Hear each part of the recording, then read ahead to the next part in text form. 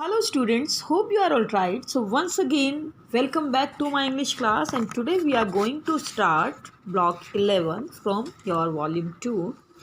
That is type of questions, and lesson plan 1 is here for you, identifying type of questions. So in this class today you will be able to identify different type of questions related to a text. आप एक text में कितने अलग अलग type के questions होते हैं इनको आइडेंटिफाई कर पाएंगे. Okay, students, are you ready? Let's start our lesson plan today. Okay. Have you ever played or watched cricket? And what do you know about cricket? क्या आपने कभी क्रिकेट देखा है या खेला है और आप इसके बारे में क्या जानते हैं? And I know very well that most of the students specially boys are very fond of playing cricket और watching cricket on TV. So cricket is a game played between two teams consisting of 11 players each. ये game होता है जो two teams के बीच खेला जाता है और हर टीम में 11 प्लेयर्स होते हैं. A toss decides who will bat ball first. The team batting first makes run with an specified number of overs. The team batting second needs to make more runs in an equal number of overs to win. इसमें पहले एक toss होता है और उससे decide होता है कि बैटिंग कौन करेगा पहले और बॉलिंग कौन करेगा. सो जो टीम पहले बैटिंग करती है उन्हें स्पेसिफाई रन्स बनाने होते हैं ओवर्स में, स्पेसिफाई ओवर्स में.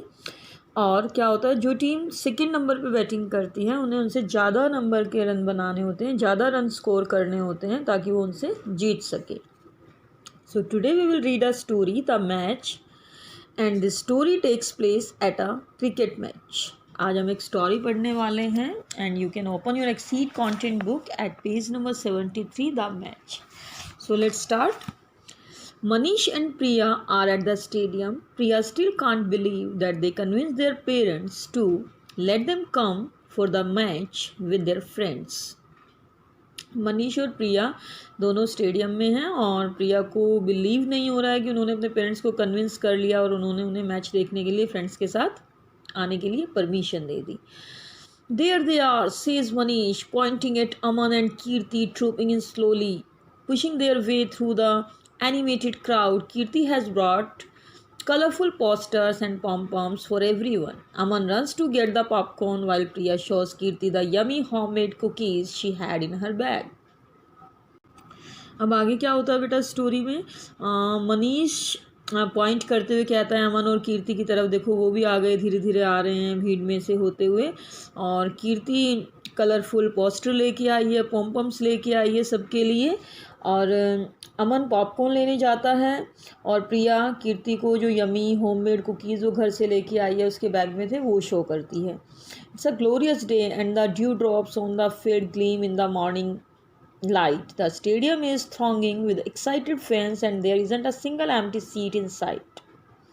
They settle into their seats and Priya distributes the pom-poms and posters, giving them quickly instructions, pom-poms for sixes and fours and posters for. अब ये सभी बच्चे मनीष, प्रिया, कीर्ति, अमन बहुत खुश हैं, सारे कह रहे हैं बहुत ही अच्छा दिन है, एकदम ग्लोरियस डे है. और ओस की बूंदें, ड्यू ड्रॉप्स जो हैं फील्ड में दिखाई दे रही हैं और वो शाइन कर रही हैं. स्टेडियम भरा हुआ है एक्साइटेड फैंस से और कोई भी सीट खाली दिखाई नहीं दे रही है और वो अपनी अपनी सीट पे सेटल हो जाते हैं. प्रिया सबको पॉम-पॉम्स और पोस्टर्स डिस्ट्रीब्यूट करती है, इंस्ट्रक्शंस देती है. पॉम-पॉम्स जो हैं सिक्सेस और फोर्स के लिए हैं और पोस्टर्स भी आपको शो करने पड़ेंगे. 15 minutes to go, interrupts Kirti, biting her nails in nervousness. I hope we win, I hope we win. Kirti nervous है, अपने नेल बाइट कर रही है, बोलती है 15 मिनट्स रह गए हैं सिर्फ स्टार्ट होने में match. Soon there is a silence in the stadium as the two captains emerge and march briskly onto the pitch. A deafening roar fills the stadium as India wins the toss. अब जल्दी ही stadium में silence, एक चुप्पी छा जाती है क्योंकि दोनों के दोनों कैप्टन आते हैं सामने और वो मार्च कर रहे हैं, तेज़ तेज़ पिच की तरफ आते हैं और बहुत तेज़ आवाज़ होने लगती है, जल्दी से तालियां बजने लगती है क्योंकि इंडिया ने टॉस जीत लिया है. या we are batting first, yes Kirti punching the air in delight as soon as she hears the announcement. Kirti चिल्लाती है यस हम फर्स्ट बैटिंग करने वाले हैं। जैसे वो अनाउंसमेंट सुनती है कि इंडिया ने टॉस जीत लिया है। द ओपनिंग बैट्समैन जो up to the pitch and raise their bats to the crowd. The crowd cheers wildly. For the adoring spectators, the batsmen are nothing short of valiant soldiers going to fight a war. अब opening batsman जो है वो pitch तक आता है jogging करते हुए, अपना बैट्स जो है ऊपर उठा के दिखाता है क्राउड को। क्राउड चीयर करती है बहुत अच्छे से, और जो स्पेक्टेटर्स हैं, सारे दर्शक हैं, वो क्या समझते हैं, बैट्समैन उनके लिए ऐसे सोल्जर्स की तरह हैं जो जैसे कोई फाइट लड़ने जा रहे हैं। I hope I come on TV, says Aman, adjusting his hair before putting his cap on. मुझे बच्चे बैठे हुए हैं मैच देखने के लिए एज अ स्पेक्टेटर। अब वो अपने बाल वाल एडजस्ट कर रहे हैं और कह रहे हैं मुझे लगता है मैं भी टीवी पे आऊँगा क्योंकि मैच की जो शूटिंग हो रही होती है। Hey look that camera guy is focusing on us. देखो वो कैमरा गाय हम पे फोकस कर रहा है। Cheer loudly all of you, अच्छे से चीयर करो। All 4 of them get to their feet holding up the posters screaming. चारों के चारों खड़े हो जाते हैं और पोस्टर्स को ऊपर शो करते हैं, चीयरिंग करते हैं अच्छे से। The game starts, the batsman Mrs the first delivery and a collective grown of disappointment goes up from the crowd. Within a few minutes the mood changes as the next ball is hit for a huge 6. Everyone is on their feet again, cheering and waving. Priya grins with happiness as she waves her pom-pom widely. The next ball is smashed to the boundary for a stylish 4 runs. The rest of the over is just as thrilling. One more 6 and 2 fours. Game start हो जाता है। Batsman जो है first delivery of ball को miss करता है और collective grown में डिसअपॉइंटमेंट सैड फीलिंग हो जाती है सभी को। सभी के सभी सैड हो जाते हैं कि बॉल मिस हो गई है। और फ्यू मिनट्स में क्या होता है, मूड चेंज हो जाता है क्योंकि नेक्स्ट बॉल जो है एक ह्यूज 6 हिट करती है and everyone is on their feet again. Batsman boundary hit करता है and everyone is on their feet again, और सभी खड़े हो जाते हैं, चीयरिंग करते हैं, वेविंग करते हैं, खुश हो गए हैं सभी। और प्रिया ग्रिन्स विद हैप्पीनेस, और प्रिया जो है खुशी से स्माइल करती है, अपने पॉम पॉम्स को वेव करती है। और जो न्यू बॉल है is smash to the boundary for a stylish 4 runs. अब बाउंड्री को हिट करती है और 4 रन्स मेक करती है। The rest of the over is as just thrilling, और जो ओवर में जो ओवर बच गया है अभी वो भी बहुत एक्साइटिंग होता है क्योंकि उसमें एक और 6 हिट किया जाता है और एक और 4 भी हिट किया जाता है। अब बॉलिंग चेंज हो जाती है और अब जो बॉलिंग करने आया वो गाय बहुत ज़्यादा फास्ट है और अपने बाउंसर्स के लिए बहुत ज़्यादा फेमस है। और कीर्ति कहती है जब वो जाइंट स्क्रीन पे बॉलर का नाम देखती है और इट्स अ टेंस मोमेंट हो कहती है, बहुत ही परेशानी का माहौल है, परेशानी का समय है। और बॉलर जो है अपने सिर को शेक करता है जैसे वो अपने सारे थॉट्स जो उसके मन में डिस्ट्रैक्टिंग थॉट्स आ रहे हैं उनको क्लियर करना चाहता है। बिल्कुल बैट्समैन पे फोकस करता है, एकदम सामने देखता है और उसके जो लॉन्ग हेयर हैं वो वाइडली उनको शेक करता है और वो ऐसे लग रहा है जैसे बैट्समैन की तरफ जब वो तैयार है बॉलिंग करने के लिए, एक चार्जिंग बुल की तरह, एक बैल की तरह। The suspense in the air is as thick as an elephant's height, और जो अब सस्पेंस है क्योंकि बॉलर जो है फास्ट आ गया है, बॉलिंग चेंज हो गई है, तो जैसे अगर एलिफेंट सोचो कितना बड़ा होता है अगर वो कहीं हाइड करेगा, तो ऐसे ही सस्पेंस बहुत ज़्यादा है। The ball whizzes past the batsman and hits the wicket. जो बैट्समैन है बॉल को हिट नहीं कर पाता और बॉल विकेट को हिट कर देती है, क्लीन बॉल हो जाता है और a hush falls over the crowd, और चुप्पी छा जाती है वहाँ पे। Giant sprain replace the ball over and over again, और बार बार जो है बॉल को शो किया जा रहा है वहाँ पे। इट्स ओके गाइस, सेज प्रिया, अब all part of the game here, try these cookies I made. हम थोड़ा सैडनेस का माहौल वहाँ पे हो गया। प्रिया कहती है कोई बात नहीं, सभी ये तो गेम में होता रहता है हार जीत, तो अभी तुम ये कुकीज़ ट्राई करो जो होममेड है, मैंने बनाए हैं। The new batsman jogs up to the pitch, अब न्यू बैट्समैन आता है पिच की तरफ। The crowd cheers but only half heartedly, crowd cheering तो करती है लेकिन अभी हाफ हार्टेडली करती है, मतलब पूरे जोश के साथ नहीं कर रही है। They dare not get their hopes up and jinx it, उनमें हिम्मत नहीं है कि वो अपनी उम्मीदें बांधें और फिर उनको ख़राब करें, उन्हें जिंक्स करें। द क्राउड इज़ रेस्टलेस, जो भीड़ है, जो स्पेक्टेटर्स हैं वो बेचैन हैं। They want to see some action, वो कोई एक्शन देखना चाहते हैं। सडनली मनीष नजिस प्रिया, अचानक से मनीष जो है प्रिया को नज करता है, कोहनी मारता है। लुक एट दैट मैन, उस आदमी को देखो, डजंट ही लुक सस्पिशियस, ऐसा नहीं लग रहा है, मतलब थोड़ा शक सा हो रहा है उस पर। I have been watching him looking around here and there slyly, मैं उसे देख रहा हूँ जब से कि वो इधर उधर देख रहा है चुपचाप। I think he is a pickpocket, मुझे लगता है वो पिक पॉकेट है, जेब कतरा है. ही विस्पर्स. प्रिया फॉलोज हिज गेज, प्रिया भी उसकी नज़रों को फॉलो करती है, वो भी देखती है. She seize him, his red cap is pulled over his forehead, उसने रेड कैप से जो है पुल किया हुआ है, रेड कैप पुल किया हुआ है अपने फोरहेड के ऊपर, कवर किया हुआ है. So only a part of his face is visible, सिर्फ एक पार्ट उसके फेस का दिखाई दे रहा है. She sees that Manish was right, he is looking very shady. वो बहुत डाउटफुल लग रहा है. So I hope you can understand the story and you can understand the part of the story we have read so far. So now you can you tell me who went to see the match देखने कौन गया था? And what did Kirti get for everyone? कीर्ति क्या लेके आई थी सबके लिए? How does the stadium look? और स्टेडियम कैसा दिख रहा था? And why do we toss a coin in cricket? हम क्रिकेट में कॉइन को टॉस क्यों करते हैं? Why did Priya say it's okay guys, it is all part of game? So Manish, Priya, Kirti and Aman went to see a cricket match. Kirti got pom-poms and posters for everyone. The stadium was filled with fans and their cheering. Stadium जो है fans से भरा हुआ था, cheering कर रहे थे सभी. And we toss a coin to decide who will bat और who will bowl first. Priya said this because she didn't want their friends to feel bad when a wicket fell. क्योंकि वो नहीं चाहती थी कि उनके फ्रेंड्स जो हैं, प्रिया के फ्रेंड्स, सैड फील करें, बैड फील करें जब विकेट गिर गया था. Okay, now tell me, did you get all the answers in the story?